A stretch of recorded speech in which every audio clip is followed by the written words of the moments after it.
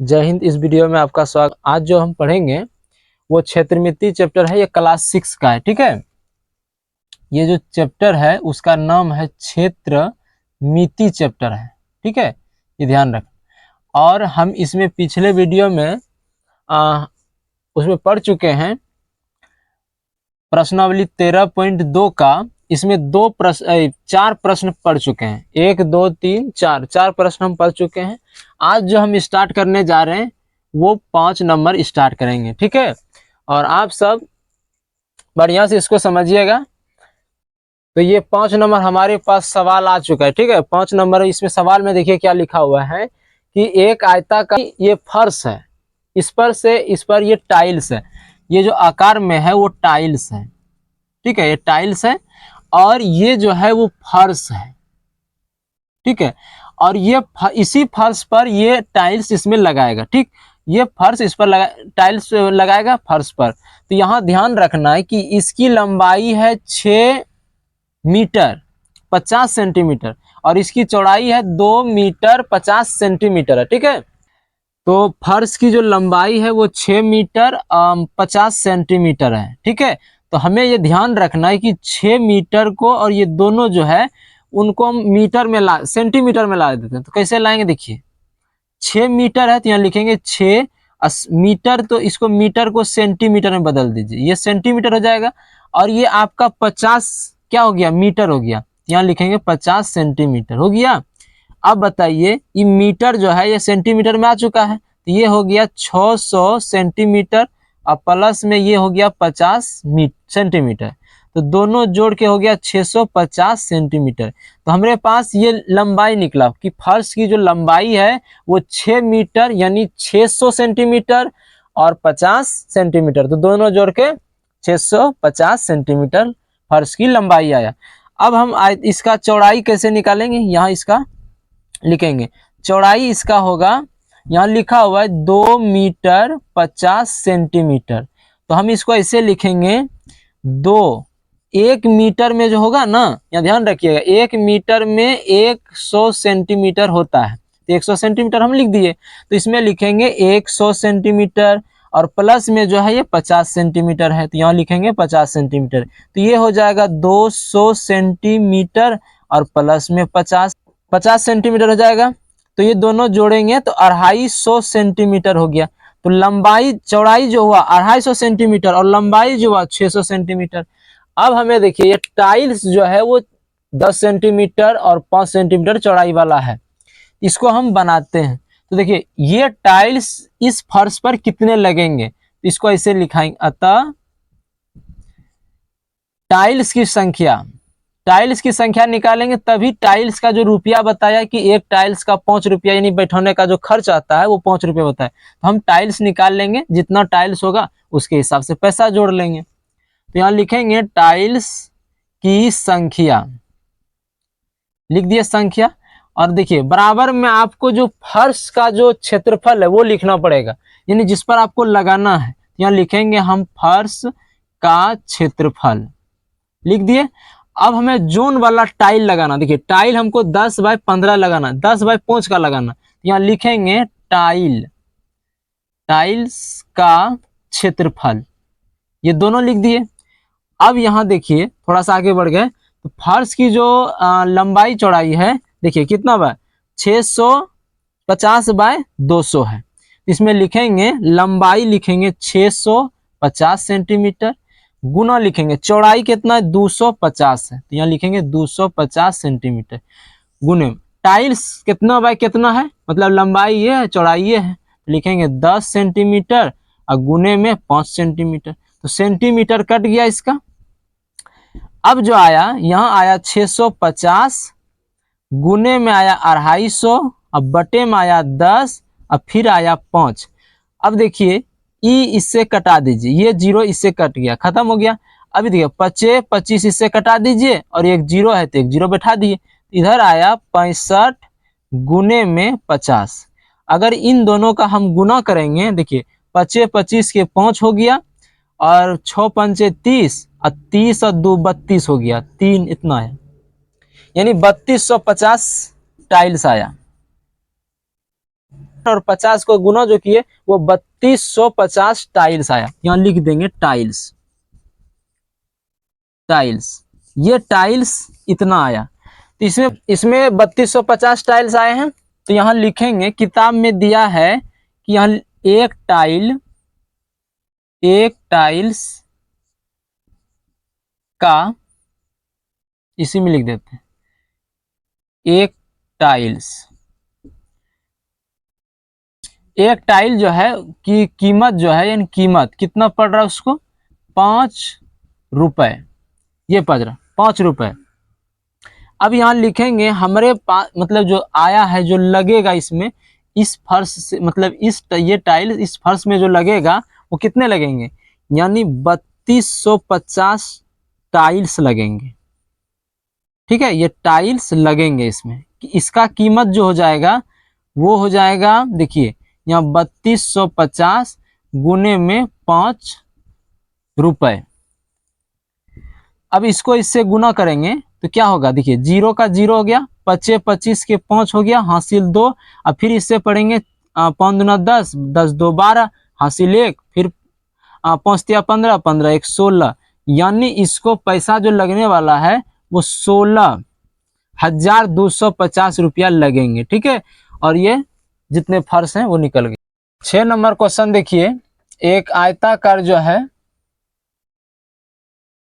ये आयताकार तल है। ठीक है, ये तल है, इसमें बताया गया कि आयताकार ये तल है और इसमें सनमाइका लगाने वाला है। ठीक है, तो हम सनमाइका बाद में लगाएंगे, पहले इनका क्षेत्रफल निकाल लेते हैं। तो ये इसमें लिखेंगे जो आयत के आकार का है, इसमें लिख देते हैं आयत की जो लंबाई है वो दिया गया 2 मीटर। लंबाई कितनी है, 2 मीटर दी गई है। ठीक है, तो यहाँ लिखेंगे जो चौड़ाई होगा वो हो जाएगा 0.5 मीटर है। लंबाई 2 मीटर है और चौड़ाई 0.5 मीटर है। ठीक है, तो इनका हम क्षेत्रफल निकाल लेते हैं। अतः आयताकार, यहाँ लिखेंगे आयताकार तल का क्षेत्रफल, तल का क्षेत्रफल। तो ये क्या हो जाएगा, क्षेत्रफल लिखेंगे तो ये हो जाएगा लंबाई और गुना चौड़ाई। तो यहाँ लिख देते हैं लंबाई गुना चौड़ाई। तो लंबाई है 2 मीटर और चौड़ाई है 0.5 मीटर। अगर इसको गुना करेंगे तो 5 दूना हो जाएगा 10, हो जाएगा 10। तो 10 जो हुआ, यहाँ 1 से दशमलव है और यहाँ 1 अंक के बाद दशमलव दे देंगे, ये हो जाएगा मीटर स्क्वायर। हालांकि देखिए ये यहाँ से दशमलव के 0 के बाद ये अंक जो है वो खत्म हो गया, तो मेरा पूरा कितना आया, 1 मीटर स्क्वायर आया। ये मेरा जो आया ये क्षेत्रफल आया, यानी 1 ही मीटर इसका क्षेत्रफल है। अब यहाँ समझते हैं, ये जो सनमाइका इसमें लगाना चाहती, इसको ढकना चाहता हूँ सनमाइका देकर, तो यहाँ लिखेंगे, हालांकि ये भी जो है ना सनमाइका ही है, तो इसमें लिखा हुआ है कि 1 मीटर, किताब में दिया हुआ है क्वेश्चन में 1 मीटर स्क्वायर सन माइका लगाने का खर्च 180 रुपया आएगा। देखिए यही आंसर हो गया, कह रहा है कि 180 रुपया प्रति मीटर स्क्वायर सनमाइका जो है वो खर्च आ रहा है। तो जब 180 रुपया 1 ही मीटर का आ रहा है और इसका क्षेत्रफल भी 1 ही मीटर है, तो देखिए 1 मीटर इसमें है, 1 ही मीटर सनमाइका लगाने का खर्च उतना है। हम इसलिए ये भी लिख सकते हैं कि 1 मीटर स्क्वायर सनमाइका लगाने का खर्च 180 रुपया है, 180 रुपया है, ये आंसर हो गया। देखिए हालांकि यही आंसर है और इसलिए इसको ऐसे बैठा दिए ताकि यही इस तरह से लिख सकते हैं। तो अब ये जो 6 नंबर प्रश्न था ये हो गया कंप्लीट। ठीक है, अब हम 7 नंबर की ओर देखेंगे। देखो 7 नंबर जो क्वेश्चन है, देखिए इसमें ये दीवार है, ये क्या है, दीवार है। ठीक है, इस दीवार में ये क्या हो गया, लंबाई हो गया, और ये देखिए चौड़ाई भी हो सकता है, ये ऊंचाई भी हो सकता है, लेकिन अगर दीवार ऊंचा है तो लिखेंगे ऊंचा, लेकिन ये है कौन सी, ये है चौड़ाई, तो यहाँ लिख देते हैं चौड़ाई है, लेकिन इसको ब्रैकेट में लिख देते हैं ये ऊंचाई भी है, ठीक है, ये ऊंचाई है, तो यहाँ लिख देते हैं दीवार का लंबाई, यानी दीवार की लंबाई 30 मीटर और यहाँ लिखते हैं चौड़ाई बराबर 2 मीटर, ठीक है, लिख दिए। अब निकालेंगे अतः दीवार का क्षेत्रफल, तो दीवार जो है वो आयत के आकार का है, यहाँ लिख दिए वो आयत के आकार का है, इसलिए आयत का जो क्षेत्रफल होगा वो दीवार का क्षेत्रफल हो जाएगा। लंबाई, तो इसका दीवार का जो क्षेत्रफल होगा लंबाई गुना चौड़ाई, तो लिखेंगे 30 मीटर गुना में 2 मीटर, तो बराबर होगा 60 मीटर स्क्वायर, यानी दीवार का जो क्षेत्रफल आया वो 60 मीटर स्क्वायर आया।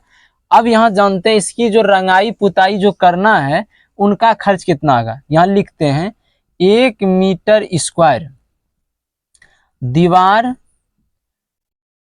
की पुताई की खर्च लिखेंगे, यानी पुताई करने में जो खर्च लग रहा है वो 50 रुपया लग रहा है। देखिए साफ स्पष्ट है, कह रहा है कि प्रति मीटर, तो प्रति मीटर किसको कहा जाता है, प्रति मीटर का मतलब वही हुआ 1 मीटर, यानी 1 मीटर दीवार की जो पुताई करेंगे वो 50 रुपया के खर्चे में आएगा। तो हम यहाँ लिखेंगे जब 1 रुपया का मतलब 1 मीटर स्क्वायर अगर पुताई करना है तो 50 रुपया लगेगा, तो 60 मीटर हमको करना है पुताई, 60 मीटर स्क्वायर पुताई करना है, तो ये हो जाएगा 60 गुने में हो जाएगा 50 रुपया, जितना मीटर है उससे 50 रुपया गुना कर देंगे तो होगा 6 पंचे 30 और ये 0 और ये 0 उतार दीजिए, यानी 3000 रुपया खर्च आने वाला है पूरे दीवार को पुताई करने में। देखिए 8 नंबर जो सवाल है ना वो इस प्रकार से है, कहना चाहता है कि एक आयताकार भूखंड है, ये भूमि का खंड यानी भूखंड है, खंड लिख दिए, इसकी जो लंबाई है वो 0.5 मीटर है और चौड़ाई है 4.0 मीटर, कितना है 4.0 मीटर है, ठीक है, तो यहाँ लिख देते हैं भूखंड की लंबाई कितना है 0.6 मीटर और चौड़ाई लिखेंगे तो चौड़ाई हो जाएगा 4.0 मीटर। हालांकि देखिए ये 0 इधर से ना के बराबर है, मतलब हटा देना, क्योंकि दशमलव के उधर जितने भी 0 लगेंगे लेकिन उसके अंक नहीं आना, 0 के बाद कोई अंक नहीं आना चाहिए, खाली 0 आए तो 0 मन्नी खत्म हो जाता। तो हम इसमें बनाएंगे अतः आयताकार भूखंड का क्षेत्रफल, भूखंड का क्षेत्रफल निकाल लेते हैं कितना है, लंबाई गुना में चौड़ाई लिखेंगे, तो लंबाई जो है वो 0.5 मीटर है और चौड़ाई 4.0 मीटर है, इसको अगर गुना करेंगे देखिए 4 पंचे हो गया 20 और हासिल रहल 2 और फिर इनको पढ़ेंगे 24 24 2 26 हो गया, और यहाँ का 0 अगर रहा भी तो कोई दिक्कत नहीं, यहाँ 1 तो 2 अंक के बाद दशमलव पड़ जाएगा और ये खत्म हो जाएगा। तो समझिए कि ये सरपट जो आने वाला ना 26 मीटर स्क्वायर किसका भूखंड का क्षेत्रफल आया, इस भूखंड का क्षेत्रफल। देखिए इसी के अंदर ना भूखंड के अंदर ही 2 क्यारी वर्गाकार बना रहा है, जैसे ये देखिए यहाँ पर एक वर्ग बना देते हैं, ये बना दिए, एक वर्ग यहाँ हुआ क्यारी और एक क्यारी इस जगह बना देते हैं, 2 क्यारी है इस जगह से, ठीक है, लेकिन दोनों की जो भुजाएं हैं वो 1.5 मीटर है, इसका भी 1.5 मीटर है, तो इसमें भूखंड इसमें बना दिए 2 क्यारी, ये दोनों क्या है, ये क्यारी है, क्यारियां, ठीक है, ये क्यारियां हैं, बनाया गया वर्गाकार से, तो ये दोनों हो गया, ठीक है, दोनों, लेकिन देखिए समथिंग है, दोनों क्यारी यहाँ देखिए इकट्ठे बना लेते हैं इसको, मतलब एक साथ। तो लिखेंगे अब दो क्यारी, यहां लिखेंगे दो क्यारियों का क्षेत्रफल। तो दो क्यारी, देखो दोनों क्यारी की जो भुजा है वो सेम है, तो यहां लिखेंगे दो, और यहां लिखेंगे वर्गाकार क्यारियां का क्षेत्रफल।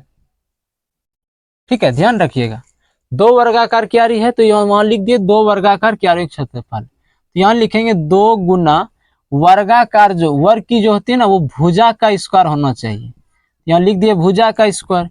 यहाँ दो गुना भुजा जो है वो 1.5 मीटर का है, स्क्वायर कर देंगे। तो दो गुना इसका हो जाए, ये 10 इतना आया, 1.5 मीटर आया।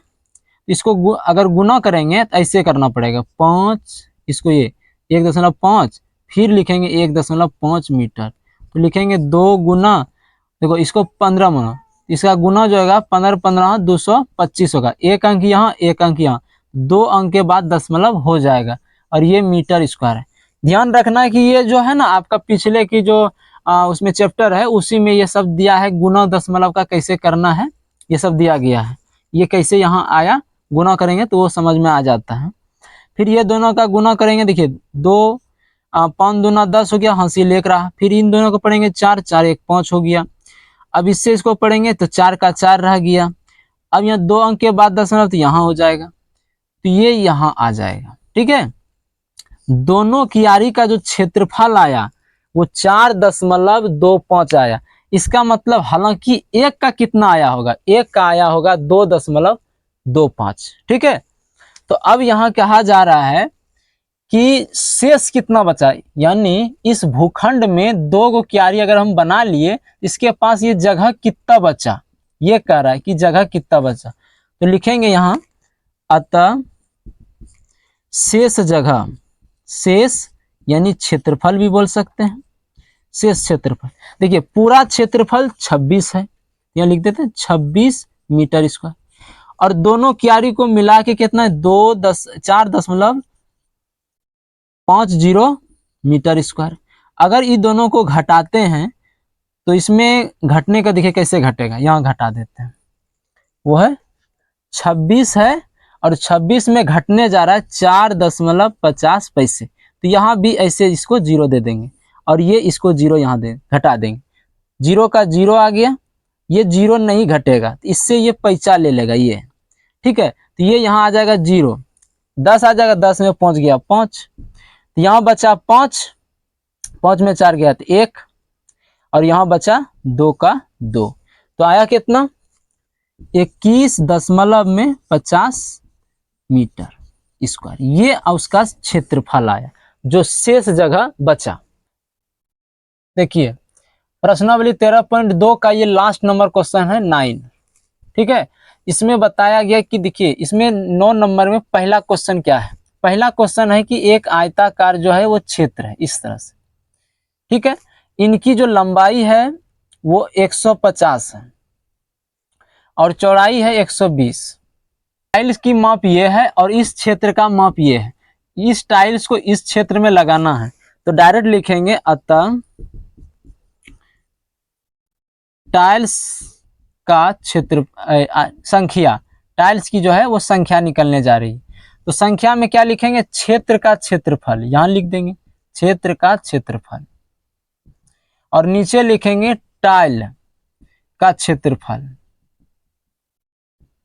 हो गया, क्षेत्र कितना बाय कितना है 150 सेंटीमीटर गुने में 120 सेंटीमीटर, और जो टाइल्स है वो कितना बाय 6/5 में है, लिख दिए। सेंटीमीटर कट गया ना, कट गया। देखिए अगर इसको कटाते हैं तो 6 दूना 12, 0 आ गया, फिर इससे ये कटाते हैं तो 5 दिया 15, ये इतना आया, तो कितना आया 30 गुने में 20, तो हो जाएगा 600 टाइल्स की संख्या होगी इस क्षेत्र में, पहले वाले क्षेत्र में 600। तो अतः टाइल्स का जो, अब देखिए इसमें देखिए 9 नंबर का जो बी है वो लास्ट प्रश्न है, ये बी नंबर का क्षेत्र है, 9 का बी का क्षेत्र है वो 145 एम और ये 30 सेंटीमीटर है। अब यहाँ देखेंगे टाइल्स वही लगाना है, टाइल्स जो है वो आकार में सेम रहने वाला है, तो इसका टाइल्स का जो निकालने की मतलब विधि है वो भी सेम रहेगा। तो क्षेत्र का लिखेंगे कितना 145 cm, अब बाय लिख देंगे 30 cm। बाय मतलब होता है गुना, ये लंबाई है चौड़ाई, फिर टाइल्स की लंबाई चौड़ाई कितना है 6 cm बाय 5 cm। तो हम ऐसे करते हैं, इसको cm कटा देते हैं, ये कट गया, ये 6 देखिए यहाँ नहीं कटाते, ये थोड़ा सा लफड़ा पड़ जाएगा, तो रहने दीजिए इसको। तो यहाँ लिख देते हैं 145 गुने में 30, अब बटे में 6 और बटे में फिर गुना में 6, तो ये 6 पंचे 30, ये 6 खत्म, तो कितना आया 145 टाइल्स आया। ध्यान रखिएगा, ये लास्ट सवाल था, ठीक है। इस तरह से क्षेत्रमिति चैप्टर जो है 6 क्लास का ये खत्म हो गया है, और आगे की जो क्लास होगी अब वो नए चैप्टर के साथ हम शुरुआत करेंगे और उसमें अच्छी तरह से उसमें समझाएंगे हम, ठीक है। तब तक के लिए वीडियो में बने रहने के लिए आपका धन्यवाद।